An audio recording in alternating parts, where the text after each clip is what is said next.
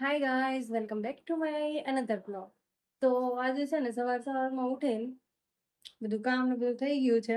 આ જો મેં જે શું કહેવાય મેંગો કેન્ડી બનાવવાની છે ને, બે અહીંયા રાખ્યા છે, બે પેટી સાઈડ રાખ્યા છે. કેમ કે તડકે મૂકવીને તો ધૂળ ચડે એટલે મેં છે ને છાયામાં ચાનું બનાવવાનું છે. અને આજે આપણે છે ને મારે જવાનું છે મારા સાસુમાને લઈને બેંકે. કેમ કે કાલે છે ને એક ટ્રેજડી થઈ ગઈ. એક લેડીઝ આવી, એ છે ને કપડાં વેચવાનું કરે છે. તો એક લેડીઝ આવી તો કુર્તી લીધી, ઓનલાઈન પેમેન્ટ કર્યું 150 રૂપિયાનું.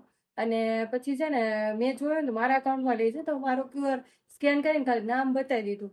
અને પછી છે ને મારામાં પૈસા આવ્યા નહીં, એટલે મેં કીધું પૈસા તો નથી આવ્યા. તેણે ખાલી મેસેજ બતાવી દીધો. મારા સાસુએ ફોટો પાડી લીધો. મને કે આવી જા આવી જા. આવ્યા નહીં ને પેલી લેડીઝ વહી ગઈ. અને ઉલટાની એ જે કુર્તી લીધી હતી ને એ થેલીમાં બીજી કુર્તી નાખી લીધી, એટલે ડબલ કુર્તી વહી ગઈ અને પૈસા બી નથી આવ્યા એક પણ. એટલે આવું થયું છે. તો આજે છે ને સાસુમાનું અકાઉન્ટ ખોલાઈ આવી.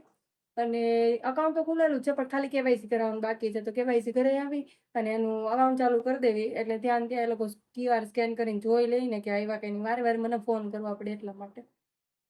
એટલે જઈએ છીએ આજે બેંકે. ઘરે ને ઘરે છે ને કંટાળો આવે છે, તો જઈએ બહાર. બીજું શું, તો ચાલો જઈએ બેંકે.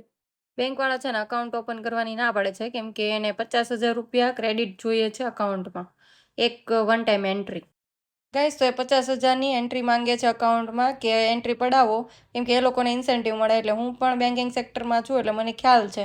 એટલે મેં ના પાડી દીધી. મેં કીધું મારી રીતે ખોલાવી લઈશ. એટલે અમે લોકો ઘરે આવી ગયા છીએ.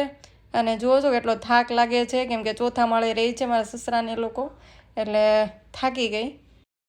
આવી રીતે ફ્રોડ થાય છે, એટલે તમારા લોકો ન થાય ધ્યાન રાખજો. છે શાકભાજીને વેચતા હોય લોકો, અને ગમે એ વસ્તુ વેચતા હોય લોકો, આવી રીતે ખોટા છે ને આવી ગયા એમ કરીને જાય, પણ છે ને આવ્યા નહીં હોય પૈસા.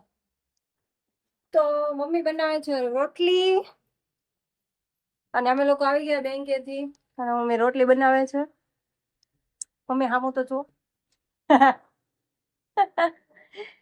આ છે મારા સસરાનું ઘર.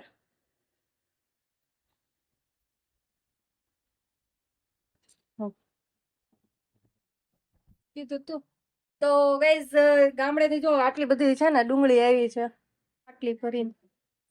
અને હું જઈને 12 કિલો લઈ આવી. હું હજી પરમ દિવસે જ લાવી. યાદ જ નથી ને, પણ તમારે ટાઈમ જ નથી.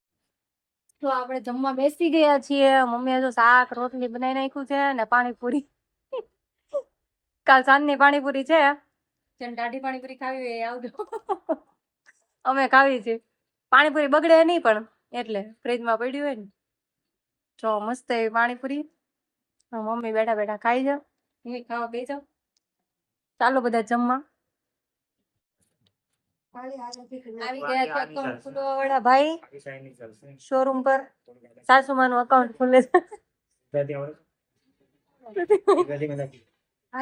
સાસુમાં ગાડી લે છે.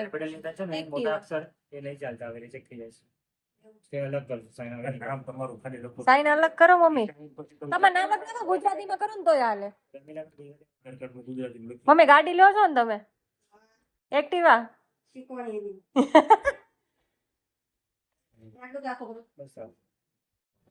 આજે તો સાંજના ટાઈમે પણ અહીંયા જ છું હજી. નાસ્તો કરી લીધો છે, અને જો સાંજનો ટાઈમ.